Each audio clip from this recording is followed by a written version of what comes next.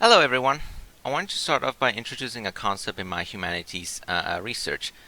As humans, when it comes to patterns, we are good at analyzing certain behaviors in our lives, and when it comes to understanding ourselves, we tend to apply our knowledge from set patterns in order to help the world around us. Patterns such as our physical well-beings, we seek help from doctors to diagnose a problem in order to tell us what the solution is. Same true when it comes to our mental well-being.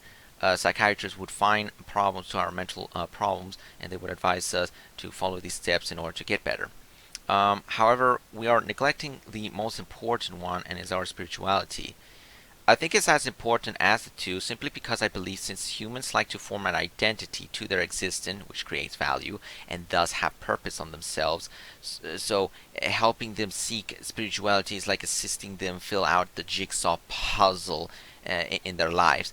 Um, we tend to not focus on our spirituality mainly because we push the idea of it's a religious job to help seek those in spiritual needs. But I find this problematic for reasons such as this. Religion does not have a consensus format where everyone can agree to a universal format rule to help those in need for a spiritual guidance, mainly on how enclosed most religions are when it comes to their to their main center point of my truth is better than your truth mentality. In the medical profession, there is at least some form of consensus when diagnosing a problem, like looking up a human anatomy or Maslow's law of needs. In spirituality around religion, there is none, at least what I can think of. Um, the main reason people seek spirituality is if something tragic or existential happened in their life. So religion would just latch onto that fear mentality. I want to remove those negative reasons with a positive mentality of why should I seek spirituality. But in order to do that, I need to identify what do all these spiritual types have in common, what they are, and how to assess your decisions better when you want to grow spirituality.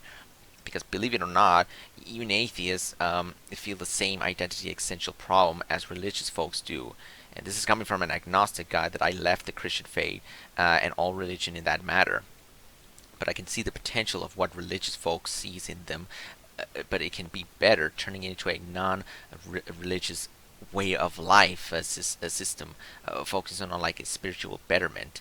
The best seller I can think of is the story of Prometheus and the gods, mainly the motif it teaches, the independent authority versus the dependent authority. I think it's possible to create a type of system that helps people recognize themselves better as a first stepping stone in finding themselves, including a third spiritual trait where it's a balance of the two, a yin yang duo that will benefit in their life by telling themselves, I want to be a better person. So, exercising their spirituality is part of human health, just like the body, the mind, and the soul. Is the names of the spiritual patterns humanity possesses are three metaphorical terms that I named them is the settler, the dependent authority, the wanderer, the independent authority, and now the nomad is a mix of the two, which I believe if we understand the use of the use of the three and how it impact on our society, including how the nomad can benefit us in a more balanced way, perhaps our life will be more content. So to begin, I wanted to start off with the settler. Let's say you are seeking spirituality as your journey to tame your anguished life. So you see religion as some new land to settle on with a primary source to keep living on this land like a river.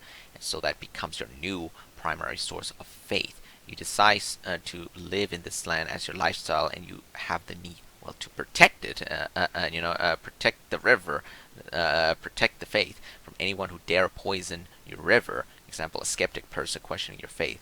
So you have, the need to protect it because it is the only source that you have in your life. And if anything bad ever happens to it, then it is doom. You are doomed to die on this land, and all this effort was for nothing. Meaning you have developed an existential identity crisis. You may think that it only applies in the theistic sense, but oh no, it can also happen to non-theistic as well. For example, the atheist.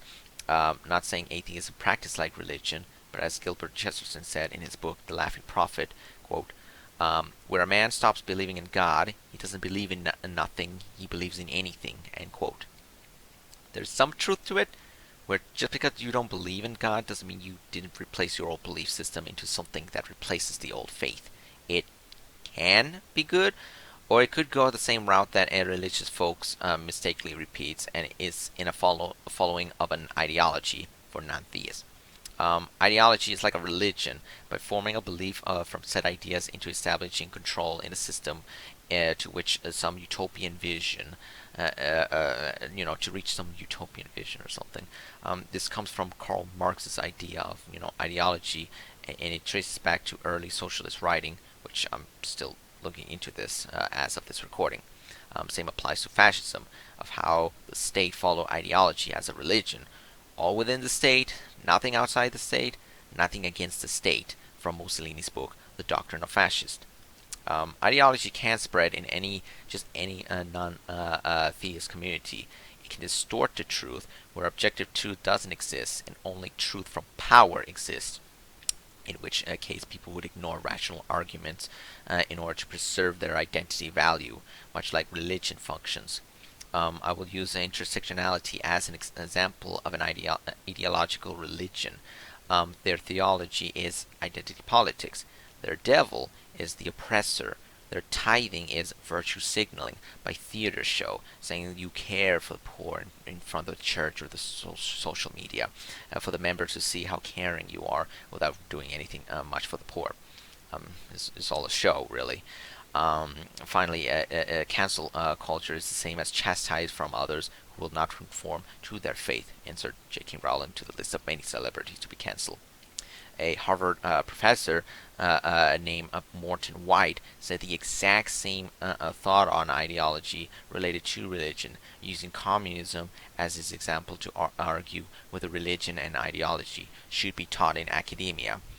In his 1959 book called Religion, Politics, and the Higher Learning, a collection of essays, he said, quote, communism, like all of the traditional religion, should not be propagated in educational institutions which are not fundamentally devoted to the advancements of communism, Judaism, Christianity, and Mohammedanism, though all of them should be studied objectively in their main different aspects, end quote. So, in other words, study on the basis of communism rather than in communism in an impartial scholarly sense.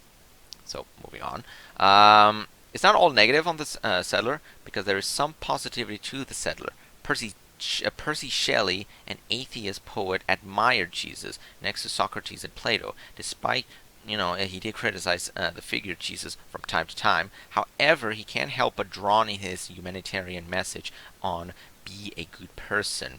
So Percy has said that he is against the institution of the church, but not the symbolic it represents around the figure that has a positive impact. And that, I believe, is how some people drawn into a religion, not because of the church itself, but the symbolic teachings it draws, like Jesus, the symbolic figure he represents, which is hope and love. It can work only if you do not fall asleep with their blindfolds on, meaning lose the sense of yourself. If that doesn't interest you, then the wonder might be another thing to try. To describe the wonder is that they do not have a dependent source of faith. They themselves are the source, and as wonders goes, they do not have a home to settle. They are the homes. They are responsible for their actions, and they do not depend on the authority. They are the authority. Now, to be clear, being a self-authority doesn't mean a selfish pride, a person who disregards people and only cares about themselves. Oh no, quite the opposite though. Just realizing that nobody can give you a fixed goal. You who have to create the goal to yourself in order to figure out what is your life would be, and by doing so, learn self-responsibility of your actions. The best explanation to give was a philosopher named Jean-Paul Sartre, where he believes there is no God. So people who are born are without purpose. So human life has no meaning, and so we need to make meaning to our life. He argues that we can exercise free will, and humans can completely choose the path to take. Every action we decide is our own responsibility, and we control it. So he famously phrased free will as condemned to be free. People like Nietzsche would argue, would agree on this idea that we are all on our own. No God will assist us, so we left to ourselves in this speck of cosmic dust to figure it out. While it is good that everyone noticed this type of mentality, there is one major problem that people overlook, and it's how I notice this myself in my journey toward enlightenment. Sartre, it seems, focuses on the notion of we are free to choose without considering nature's law as a component. Humans are animals, and thus we are bound by the environment and genetic codes we inherit. But this doesn't mean we are machines, but rather how much influence our mind does to the body in the subconscious level. It leaves me wondering of how much of our subconscious takes control of our will than the consciousness. This will be an interesting topic, free will, but for another time. Sorry. For now, while I believe that free will could be an illusion, our human ambition isn't. Like Seneca said, quote, "No man is more unhappy than he who never faces challenges and adversity, for he is not permitted to prove himself." End quote. Humans, ironically, like life to have a struggle to gain meaning, but only because it has a reachable goal and will ignore the limits humans possesses. That is why to reach a set of goal, their ambition is like a fuel that burns, and the fuel is incentive. Without incentive, the goal is an illusion for humans to reach a goal without reaching it, like a mouse spinning a wheel to reach the cheese for all eternity. Sooner or later, the mouse will get tired and will feel hopelessly lost. If someone starts to stop on their tracks, then anguish will build and existential identity will, kick in, and so they must keep going on their journey, just hoping, they will reach it. A lone wanderer without a cause. This is where the final spiritual type comes in, which is the nomad, the balance mechanism, saying that the goal to pursue something isn't just to keep searching a purpose for yourself to find value in order to be content. It's seeking value that will make you content in the now, not the future. Remember that your life is finite. Whatever journey you are seeking, you must remember to know where your feet is and live in the moment. That is the essence of growing your spirituality. Learn what life can teach through each opportunity you find on earth. Apply it to your limited life, like family, friends, or the simple enjoyment of your coffee each morning, because you don't know if it's your last. Lao Tzu quoted saying, "If you are depressed, you are living in the past. You are anxious, you are living in the future. You are at peace, you are living in the present." Now, what does the settler and wanderer have in common? They both tend to focus on the future if not paying attention. The nomad mentality is all about settling the land, use its resource, and once it runs out, or if their source of food they found out is poison, so they move on to the next, meaning that whatever truth you are seeking to find to be content, seek good examples you see, learn the wisdom, and move on. Institutions don't stay the same. Community don't stay the same because it's like life happens. Expect the unexpected. As Matseo Basho said, and this is the last quote of this thesis, I promise. Do not seek to follow in the footsteps of the wise. Seek what they sought. End quote. Falling asleep too much is bad. Staying awake too much is equally bad. That's why the nomad method is like a sleep schedule to keep the soul sane.